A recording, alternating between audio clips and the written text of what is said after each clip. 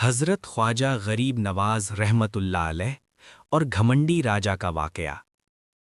हिंदुस्तान की पाक ज़मीन पर अजमेर शरीफ में अल्लाह के एक ऐसे वली आए जिनकी मोहब्बत, रहमत और इंसानियत की खुशबू आज भी हर दिल में ज़िंदा है।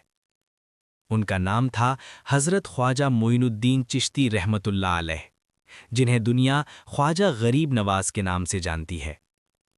गरीब नवाज यानी गरीबों को नवाजने वाले, दुखियों का सहारा बनने वाले।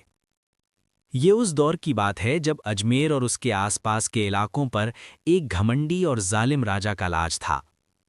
उसे अपनी ताकत, धन और फौज पर बहुत घमंड था।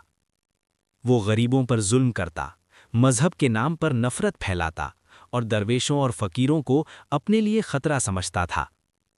जब राजा को पता चला कि अजमेर में एक दरवेश आए हैं जिनके पास रोज सैकड़ों लोग जमा होते हैं, जो बिना किसी भेदभाव के सबको मोहब्बत और खाना देते हैं, तो उसका अहंकार जाग उठा।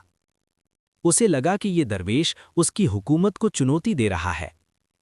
राजा ने अपने सिपाहियों को हुक्म दिया, उस फकीर को मेरे दरबार में हाजिर किया जाए। लेकिन ख्वाजा साहब ने साफ मना कर दिया।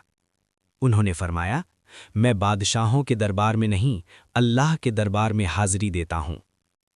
ये बात सुनकर राजा आग बबूला हो गया। उसने ख्वाजा साहब के रहने की जगह का पानी बंद करवा दिया। आसपास के कुएं और तालाबों पर पहरा बैठा दिया गया ताकि कोई भी पानी ना ले सके। गर्मी का मौसम था, धूप आग बरसा रही थी।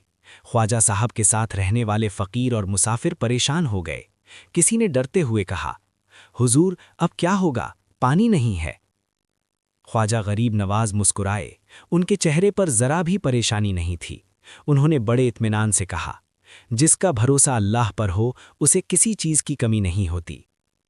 ख्वाजा साहब ने अल्लाह की बारगाह में सजदा किया और दुआ मांगी। फिर अपने एक खादिम से कहा कि पास की जमीन खोदें। जैसे ही जमीन हटाई गई, अल्लाह की कुदरत से वहां से साफ और मीठा पानी निकल आया। देखते ही देखते वहां एक चश्मा बहने लगा। ये खबर आग की तरह पूरे अजमेर में फैल गई। लोग हैरान थे।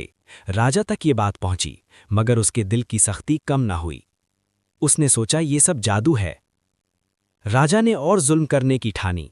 उसने अपने जादूगरों और तांत्रिकों को बुलाया और कहा, अगर ये दरवेश सच्चा है तो उसे अपने करिश्मे दिखाने दो, वरना उसे शहर से निकाल दिया जाएगा। एक दिन राजा खुद अपने लाव लश्कर के साथ ख्वाजा साहब के सामने पहुंचा। घमंड से भरे हुए लहजे में बोला, अगर तुम अल्लाह के वली हो तो साबित करो।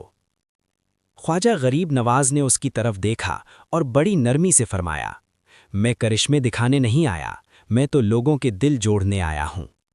राजा हंस पड़ा और मजाक उड़ाते हुए बोला, देखते हैं तुम्हारा अल्लाह तुम्हें कैसे बचाता है। उसी वक्त राजा का घोड़ा बिदक गया और राजा जमीन पर गिर पड़ा। उसका एक पैर बुरी तरह जख्मी हो गया। दर्द से वो चीख उठा। उसके सारे हकीम और वैद्य बुलाए गए, मगर कोई इलाज काम ना आया। आखिरकार किसी ने राजा से कहा, जिस दरवेश को तुमने सताया है शायद वही तुम्हारी मदद कर सके। मजबूरी में राजा को ख्वाजा साहब के पास लाया गया।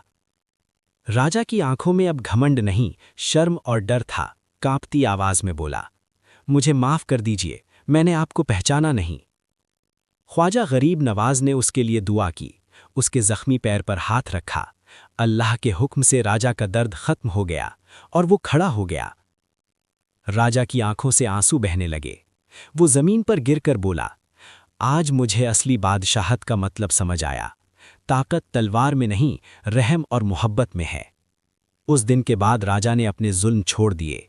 उसने गरीबों की मदद शुरू की, कैदियों को रिहा किया और मजहब के नाम पर होने वाली नफरत को खत्म किया। ख्वाजा गरीब नवाज ने फरमाया, इंसान का सबसे बड़ा दुश्मन उसका घमंड है और सबसे बड़ी इबादत इंसानियत। आज भी अजमेर शरीफ की धरती इस वाक़ये की गवाह है। ख्वाजा साहब की दरगाह पर हर मजहब, हर जाति, हर उम्र के लोग सर झुकाते हैं। कोई उनसे दौलत नहीं, कोई ताकत नहीं, सिर्फ सुकून और मोहब्बत मांगने आता है। यही है ख्वाजा गरीब नवाज का पैगाम। मोहब्बत बांटो, नफरत मिटाओ और इंसान बनकर जियो।